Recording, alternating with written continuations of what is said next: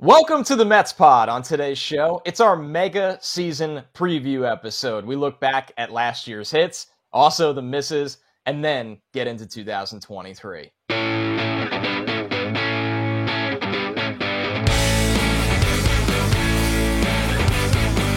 What's up, everybody? Welcome to another episode of the Mets Pod presented by Tri-State Cadillac. This spring, be transformed during the Cadillac Move Up sales event. This is your moment to step out of the ordinary and into the extraordinary. Visit your Tri-State Cadillac dealer today. We are thrilled to welcome Tri-State Cadillac as our partner and presenting sponsor here on the Mets Pod in 2023, which means we have some cool new stuff to come, which we'll talk about in the upcoming weeks. Hint, hint, live and on location shows maybe. But in the meantime, here's your reminder to subscribe to the Mets Pod, Apple Podcasts, Spotify. You can watch on SMY's YouTube channel or wherever you get your shows.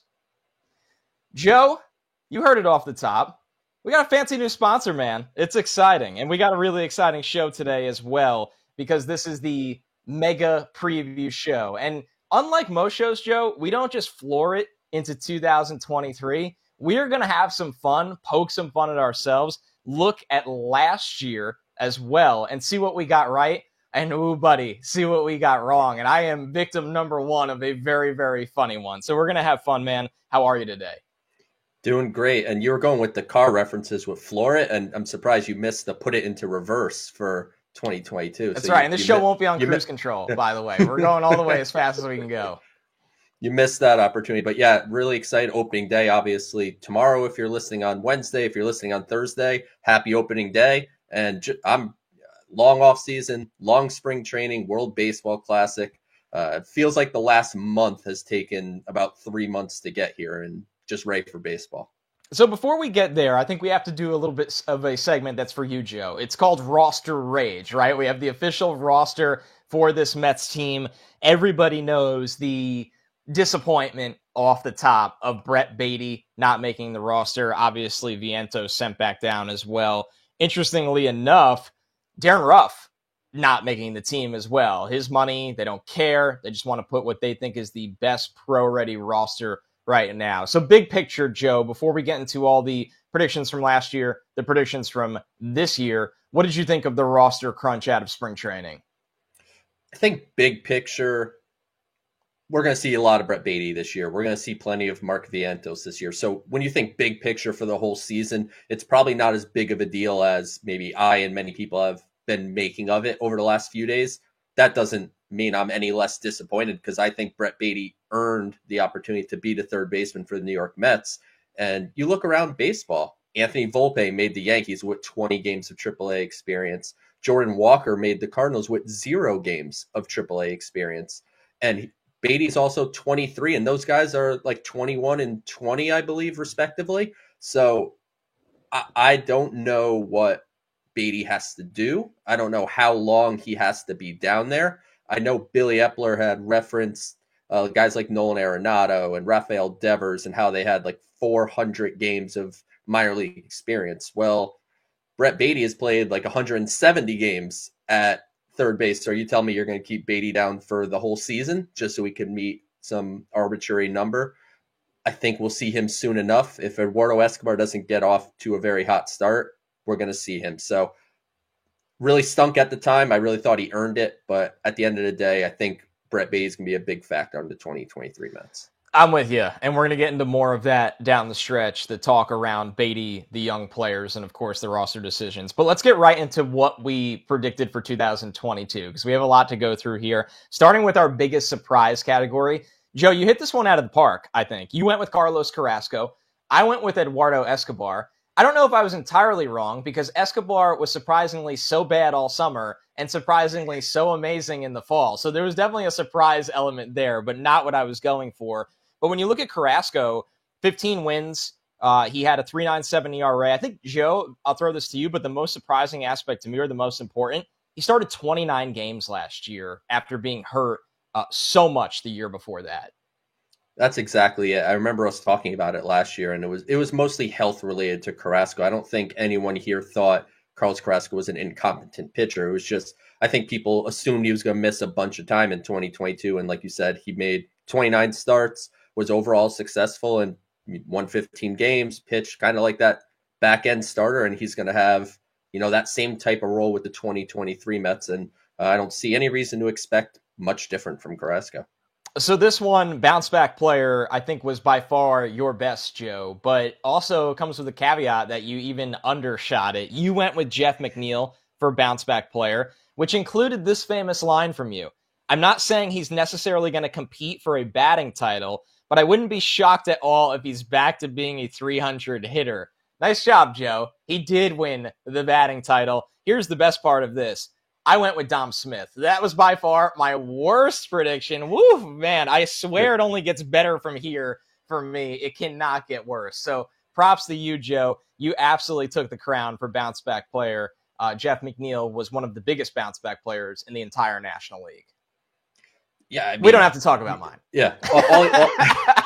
All you had to do for McNeil is just look at his career line, and I thought he was just so painfully obvious to be a bounce back candidate.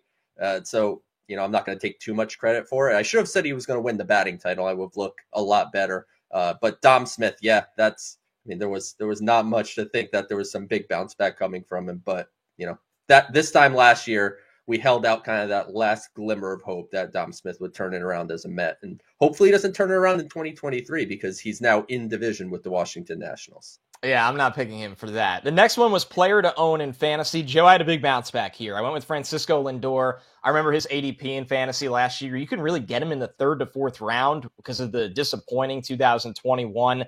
He finished with he had 630 at bats, so reliability and consistency was there. 26 home runs from the shortstop position, batted .270, scored 98 runs, had 107 RBIs, and swiped 16 bases. Lindor was a fantastic player in fantasy last year, and he did pretty well too. You went with Starling Marte, who maybe underperformed in terms of total steals because of some of the IL stints. But I'll say this, Joe, Marte brought a lot of pop, which is something we hadn't seen consistently from him in a couple years. Yeah, I had Marte in fantasy last year, so maybe that was part of our decisions is that we actually took those guys. But like you said, Marte showed a little more power than normal, a little less stolen bases, and I'm excited to see in 2023. He has said that he hopes to be more active on the base paths this year. So I think Marte could be in for a bit of a bounce back in the steals department, and I expect Francisco Lindor to be 2022 Francisco Lindor. I think he's just going to be that going forward. I think he's found his footprint, his comfort, and everything in New York City. Yeah, I think with the rule changes, it benefits both of them, right? Marte is going to be aggressive on the base paths again, and Lindor is maybe poised for a 2020 kind of season from the shortstop position. I mean, there's also not a world to rule out Lindor maybe even having a 25-25 season if we see him be ultra aggressive on the bases this year, something we expect the Mets to do. All right, a little bit of over-under here, and I'll package two of them together first, the pitching ones. Scherzer, over under 14.5 wins. He won 11 games. A lot of it was due to missed time, Joe, because Scherzer was phenomenal last year. You had over and said 15 to 16 wins. I had over and said a lock for at least 15 wins. I think our thought process on the type of Scherzer was right, but the injuries completely derailed the actual total, which welcome to gambling, folks. That's how it goes. The other one was DeGrom. This one we were pretty good on. DeGrom, we had over-under starts, 15.5. He only made 11. Didn't even come close to that mark. You had under, Joe. You went with 13 to 14. I just sort of agreed is what we noticed. So we missed on Scherzer, although he pitched like a 15-win pitcher. We hit on DeGrom. He actually went below your expectations, Joe. Yeah, Jacob DeGrom. I mean, we knew at this point last year when we were doing predictions that he was going to miss some time. We just weren't quite sure how much. I think there was probably thoughts this time last year. If my memory serves, we thought he'd be back around June or something like that. And obviously it went till past the trade deadline when he actually made his debut. So best of luck to Jake in Texas. But, that under felt pretty safe. And Scherzer would have eclipsed 15 wins, I think, almost for sure, had he not had, the multiple stints on the IL that had length and missed multiple starts. So, I don't think we were crazy for what we said. So the next two, maybe borderline infuriating how close we had the market set. Pete Alonso over under 40 and a half home runs. Pete hit 40 home runs. Joe, you and I both went over. We lost somehow on Pete Alonso, even when he hits 40 home runs in a season, which is insane. The other one for the hitting category was Francisco Lindor. Over under 265 batting average. He batted 270. Joe, you nailed this one. You went over and said upper 260s, 270-ish, so you were right on the mark. I went under and said he'd bat 260. So the hitting ones, the markets couldn't have been more perfect here. Connor hated Francisco Lindor last year, Apparently. despite owning him in fantasy. Yeah, saying this is the guy you need in fantasy. He doesn't hit 270 or 265. That Pete Alonso line just reeks of every sports bet you ever make, right? That's just the half point is literally the deciding factor. So good line that was produced by whoever produced that line. I don't know if Jeff gave that to us or what, but it was the perfect line and we just missed. So the last four, I will pat ourselves on the back here because I've had some bad predictions leading up to this point. You've been rock solid, Joe. The last four, Mets over under 88.5 wins. They won 101. We both went over. We picked win totals in the 90s range. Do they make the playoffs? We both said yes, they did. If so, did they win the division or make it as a wild card? We both said wild card and that the Braves would win the division. I hate us for that, but I also appreciate that we were honest, as we often are on the Mets pod, and we were right. Our team MVPs, you went with Lindor, I went with Alonso. Joe, call me crazy. That feels like a 4 for 4 for both of us. Yeah, we knocked that absolutely out of the park. So yeah, no, let's see if we could get that right again, because that's ultimately what matters. Worrying about the batting average and the home runs, that's all fun, but let's make sure we get the win total and where they land in the standings right.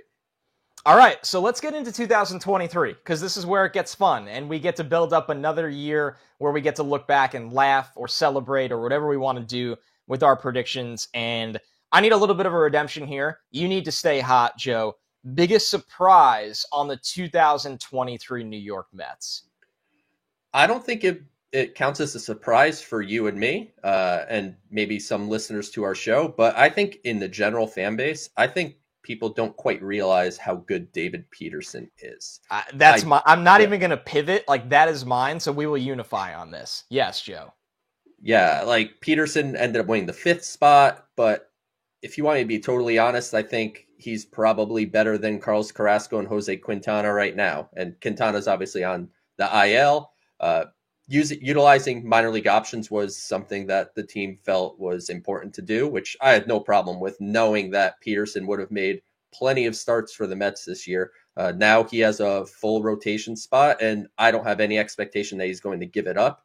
I think you're going to see a guy posting the ERA in the mid 3s, maybe 3.5 to 3.7, somewhere in that range. And I think he's going to be a workhorse that takes the ball every 5th day. And once Jose Quintana is healthy, they're going to have to find a different way to get him into the rotation, because it won't be David Peterson leaving it. I love it. And I lied. I said that we have to unify on that one. I still have to pick somebody. I can't just trail all the time. So Peterson, the Mets pod, we carry that flag pretty consistently. I'll go with John Curtis here, Joe, which I know is a big one for you too. And biggest surprise is what I mean by, I think he is going to hold down a 6th inning role for this team. And I think maybe the Edwin Diaz situation kind of propels that opportunity for him, because everybody gets a bump. And I think a lot of Mets fans after this spring, and especially listening to this podcast for how long we've talked about the guy, aren't surprised by him. But I think from the general team perspective, John Curtis will be somebody that we look back on and go, wow, that was a really, really savvy move that I don't want to say saved the Mets bullpen in 2023, but certainly supplemented it. The next one, a little bit of a fun one. Mark Canha, Joe, hit by pitch, over under last year's number of 28. Where are you going with this one? That is an absurd amount of times to get hit by a baseball in one year. Insane. I'm going to go under just because I think I care about Mark Canha. So I'm going to go under. I don't want to keep seeing this guy get plunked by 95-mile-an-hour fastballs, which, to his credit, takes him like a champ. That he never seems like it bothers him. He just takes it, turns, and runs the first. But for the sake of his well-being, I'll say he'll get under 28 and maybe low 20s. Yeah, I'll go under with this one as well, just because the likelihood of this happening again, It might seem insane, although he was hit by 27 pitches the year before in Oakland. So Canha now is on this little stretch of an upward trajectory. He was also hit by 18 in 2019. So he was hit by 10 in the shortened season, Joe. The shortened season. That means he was on pace for like the same thing, 28 again. This is who he is. I'm still going to go under, but I'm with you, Joe. He's going to get hit by a lot of pitches with the way he stands on the plate. Joe and I both go under. Okay, the next one, Scherzer or Verlander. We know that they compete at literally everything. First to 10 wins here, Joe. I go Verlander. I feel oddly more comfortable about Verlander's health and durability to go through this whole season.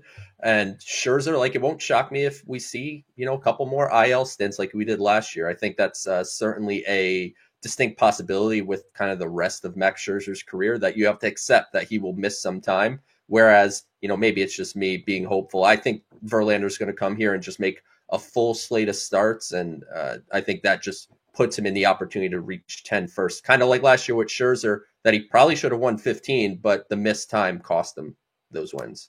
I'll go the other way here. I'll go with Scherzer. I think it's going to be really close. I share the concern with you, Joe, about Scherzer's durability, and not that he will be ineffective this year, just that he's a guy that can miss a start. He's a guy that can miss 2 weeks here or there. But I just think he's so comfortable in the National League, and it's not that Verlander won't be. I just think there might be a slight adjustment period, and I think Max coming off that injury, not riddled, but there was a few things here and there last year, will be more motivated than ever to make his start. So you go with Verlander, I go with Scherzer. Let's stick with those two. Max and Justin Verlander, over under 55 combined starts. They combined for 51 last year, Joe.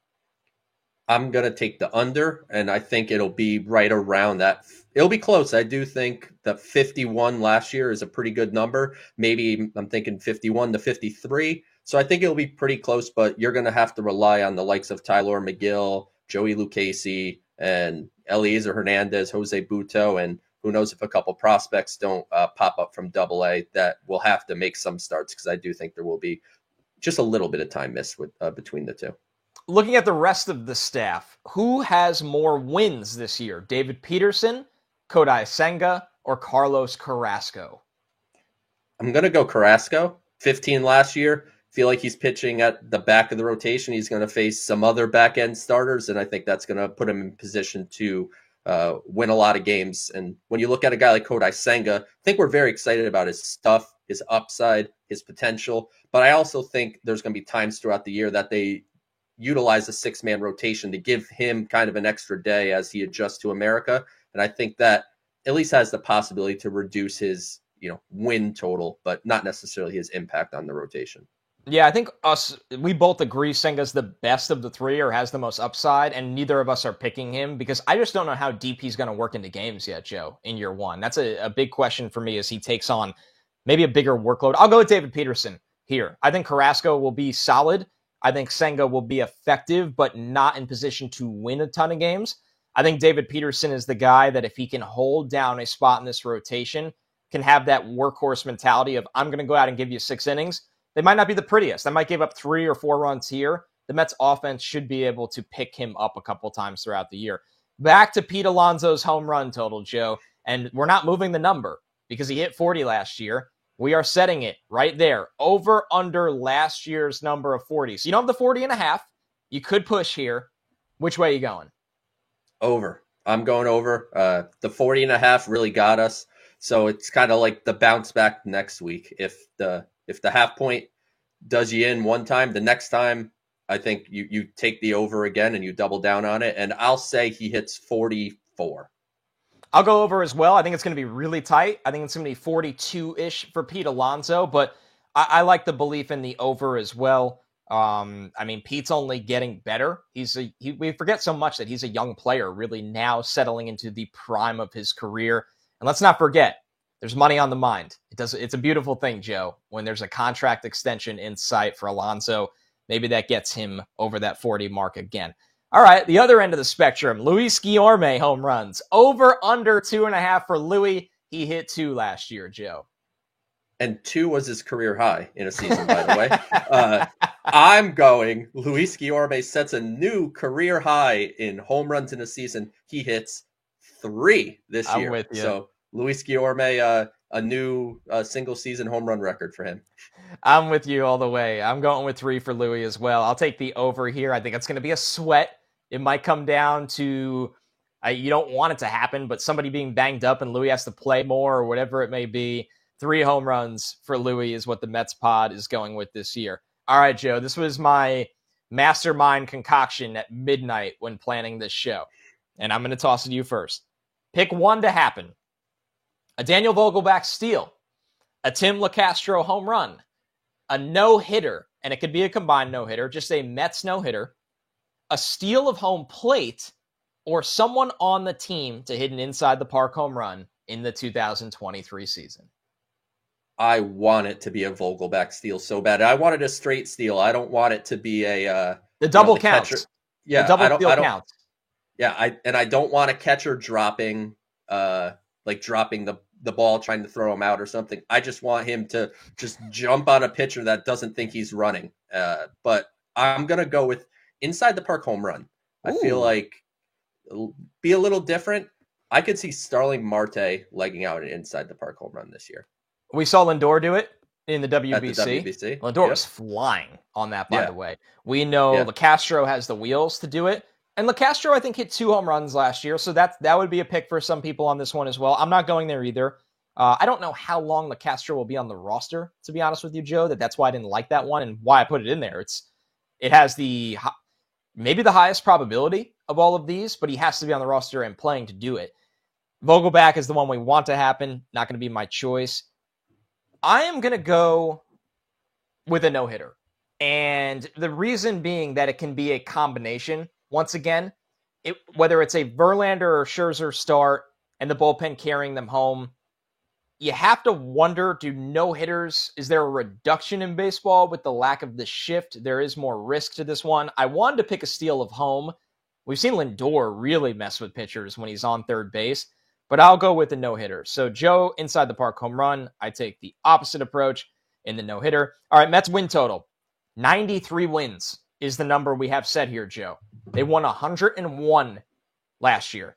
They lost Jacob deGrom that made 11 starts. They added Justin Verlander, who made all his starts. Over under here, Joe.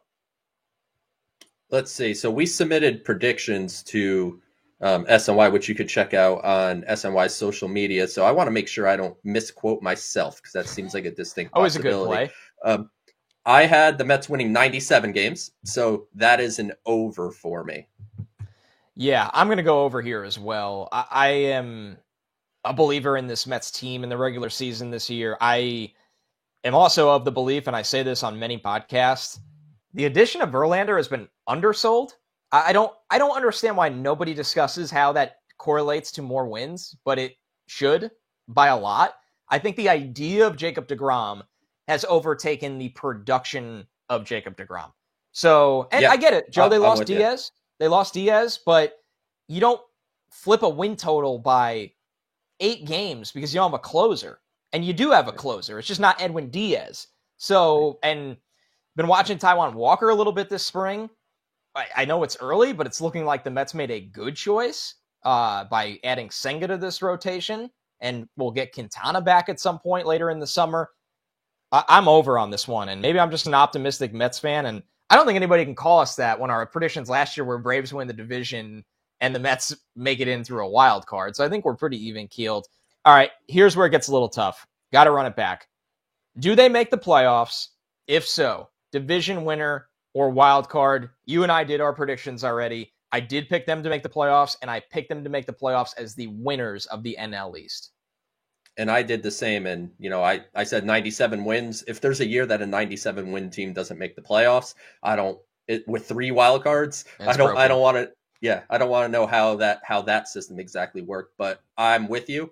I had the Mets winning the division with 97 wins. I do think you see the Braves take a small step back. The Phillies, I'm not as in on the Phillies as a lot of people are, and maybe that'll come back to bite me. So I think the NL East is the Mets division this year, and I think a lot of fans after the Diaz injury and a lot of things kind of going on over the last couple of weeks, at least I've noticed the vibe has been kind of sour on the Mets, and I think you're going to see them really impress throughout the season.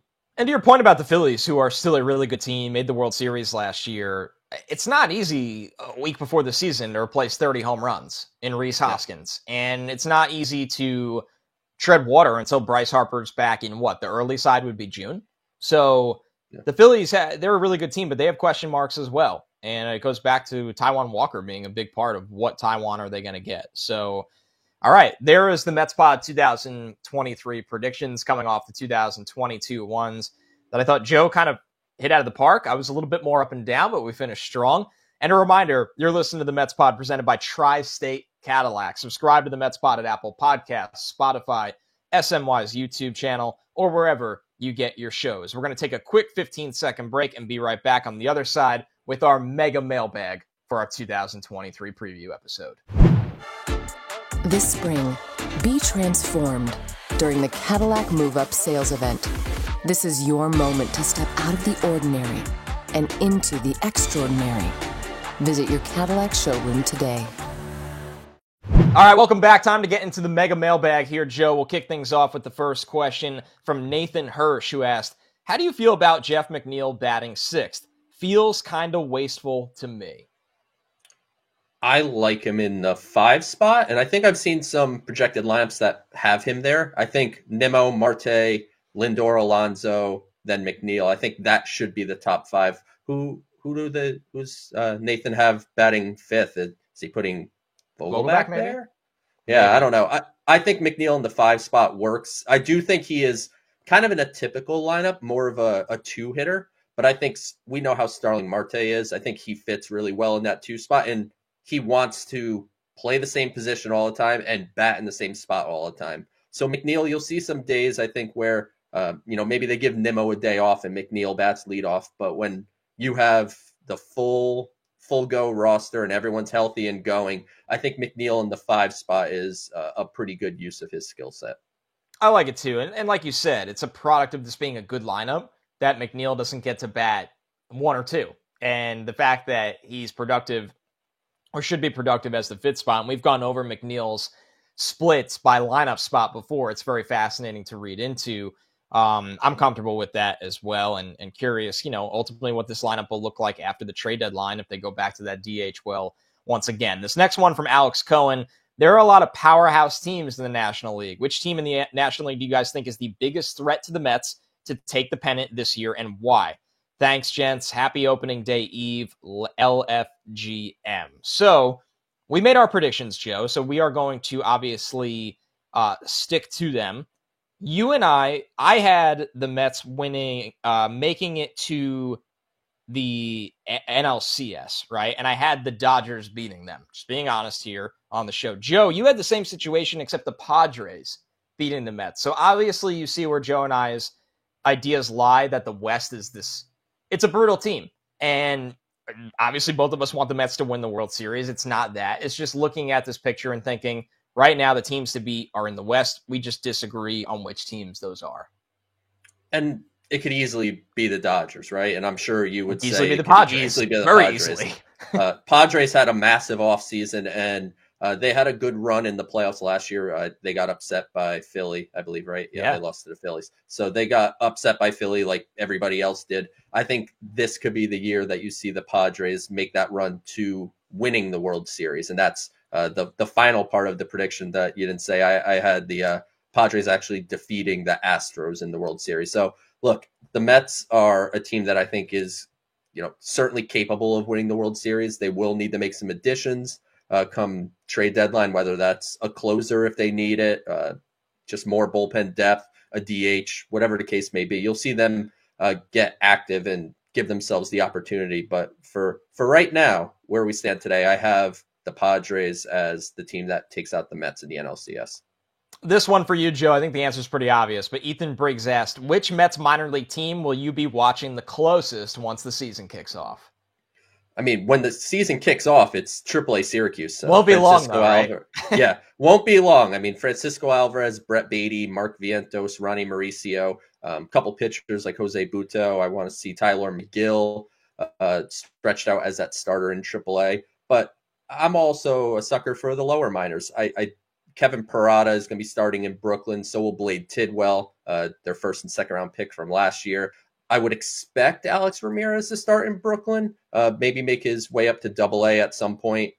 Jet Williams down in St. Lucie, and that's where I think you'll see some of the international signings from last year. Jesus Baez, guys like that could potentially come stateside and play for St. Lucie. So frankly, I'm excited about every level because that's me, but it's clear as day. I mean, 4 of the Mets' top 5, 6 prospects or whatever it is are going to be starting the year in AAA Syracuse. So that's certainly the team to watch. This one from JMD. If the priority for the last few bullpen spots was optionable relievers, and that's why reliable arms like Andrew Chafin weren't signed, how did we end up with Santana, Nogosek, and Tommy Hunter as the last 3 bullpen spots? They call it injuries is the best way to describe it. Edwin Diaz is out. Bryce Montes de Oca, the king of this show, is going to be out for months. He's undergoing surgery, which unfortunately is something he's had a lot of in his life. Sam Coonrod, a guy that had a really good spring, he's out for months too. Steven Ridings, the hard-throwing righty they claimed from the Yankees, hasn't pitched in a game yet, and he was not on the initial Syracuse Mets roster, so I imagine they're still taking it slow with Ridings. So, look, the reality is they just had a bunch of injuries, and I think with the way it's set up, Diaz could be a 60-day IL candidate, Montes de Oca, Coonrod, those guys could all go on the 60-day, in addition to Jose Quintana, obviously. I'd look for the Mets, if not right now, sometime early in the season, to go after waivers, guys that get designated for assignment to make room for somebody that are relievers with minor league options, because they do want that. But I just think they just had too many injuries in the bullpen, and at this point, they had to ride guys without options, like you said, Nogosek, Hunter, and Dennis Santana. But those guys being out of options isn't as huge a deal to me, because if Dennis Santana struggles, you just designate him for assignment and bring someone else up. But the injuries is obviously the primary reason why we're in the spot where they're using out of options guys. Yeah, I think that's the thing, right? It's not that they planned for it to go this way. It's right. The original idea was right. It just there's circumstances that stink, and I totally get the point from JMD. But I'll say this as well, Joe, and I know you kind of often align with this. One thing you should really never panic about the first month of the season is the bullpen, how it's set up, because it never looks anything like that come August. It just doesn't. It's something that you can add to at the deadline. You can get healthy later in the year when some of those guys come back. You just find different wrinkles. Guys break out that you were expecting to be total zeros. I mean, we kind of have a habit of doing this every year, but who's to say Drew Smith doesn't turn into a valuable 8th inning guy this year? He's always had the stuff to do it, and maybe we are being hopeful, but I'd rather find out and see what these guys have. And if it costs you a couple games in the first 2 months of the season, it's going to be infuriating, but it's a long, long season. So if anything, try not to stress about how the bullpen is currently looking on paper for opening day, especially when there are good pitchers at the top of it. Like, there are 4 arms at the top of this that were like, these guys are long-time proven relievers that can handle different roles. This next one was admittedly my favorite, from Tim Wiesner. He said, "Can we all agree how excited we are for the start of the season? Kids and I have tickets for Game 7 out of 162 next week in Milwaukee." I know Tim is an out of New York State Mets fan. He said, "My 10-year-old daughter is so pumped to actually wear her Lindor jersey to a real game instead of at home in Iowa. Hashtag Let's Go Mets." And I agree. I think what we don't really forget, because we kind of live this. We do this show every week. We don't shut down in the off season, but it's true. Opening day is amazing. Baseball being back is amazing. We love the off season, but it gets stale eventually. There's only so many times you could talk about Andrew Chafin over a 6-week span, Joe. So real baseball will be back. I appreciated Tim's enthusiasm, and I love when Mets fans show up at away ballparks and are really loud fan base. And the Mets fans have been really, really excellent in that aspect for a couple of years now. Yeah, we have our guys over at the 7 Line, Darren and them, do a great job traveling. I know they're sending a bunch of fans to Miami for opening day. So, Mets fans travel well, and I'm very excited for opening day. I don't know how you can call yourself a big baseball fan and not be excited about opening day. Like, sure, maybe, halfway through April, you're like, let's just get to the warmer months and let's get to real, more important baseball, pennant races, etc. But how could you not get excited for opening day? I mean, to me, I don't see it, but I've seen a lot of it on Twitter, and I don't know if WBC, the excitement around that has kind of soured some people on opening day, but I can't wait for Thursday and Mets at Miami and Scherzer and Alcantara, just real baseball. And to me, I'm just excited to see Mets baseball every day on my TV. Gary, Keith, and Ron in my ears, and Gelbs and the whole SNY crew. And, even when they go nationally, like, I'll still watch those and enjoy them too. But I'm ready for just every day, regardless of the time that it's on. I have the ability to put Mets baseball on my TV. I'm with you. It's definitely the sound of my household and something that I cherish. And Joe, I won't let you close out this show without some closing thoughts, because it is our mega season preview episode. So what do you got here, Joe? First off, happy anniversary to the Mets Pod. It was a year ago today, on March 29th, that the Mets Pod was announced. Our first episode launched April 5th. So next week we could have maybe a true celebration of the first episode. Yeah, a toast to the Mets Pod. But happy 1 year, Connor. Happy 1 year SNY. Been a fantastic first year and excited to see what's coming this year. But let's get down to brass tacks. Let's go Mets. Baseball Absolutely. Time. Well said. And yes, a happy 1 year anniversary, not only to us and our great relationship with SNY, but the fans, the listeners, watchers, however you get your podcast content. We love interacting with you, whether it's through the mailbag, whether it's when Joe and I are at the stadium and people just give us always a really nice hello. So we love it, and we're excited we get to continue it into the 2023 season. And a reminder that we have more fun things planned for the podcast this year that we'll be talking about soon. Some great guests, as you guys have come to know.